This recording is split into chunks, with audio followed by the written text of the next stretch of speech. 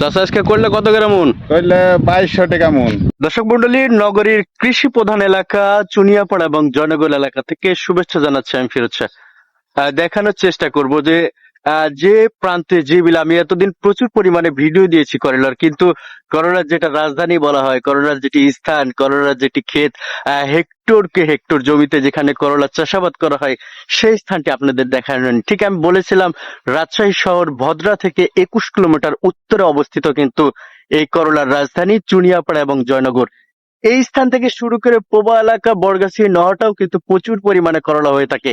কিন্তু এই অঞ্চলে প্রায় দেশের 80% চাহিদা মিটিয়ে থাকে এই অঞ্চলের করলা। নবাব থেকে শুরু করে সব ধরনের করলা চাষ করে থাকে চাষিরা। হতাশায় প্রথমে কাটলেও এখন এসে যা মুখে হাসি ফুটেছে। চাষা আজকে করলে কত গ্রাম মন? করলে 2200 টাকা মন। তাহলে শেষ সময় মুখে হাসি। হ্যাঁ, শেষ সময় করলে দাম না হলে পরে কপি টপি করতে মনে করেন যে ঝামেলা পড়ে গেল। মানে কষ্ট হলো, শেষ সময় এসে পোষা গেছে নাকি? পরে গাছ বুড়া হয়ে গেছিল, বুড়া হওয়ার পর সার বিষ বেশি করে দেওয়াতে আবার করলে জৈবন ফিরাই।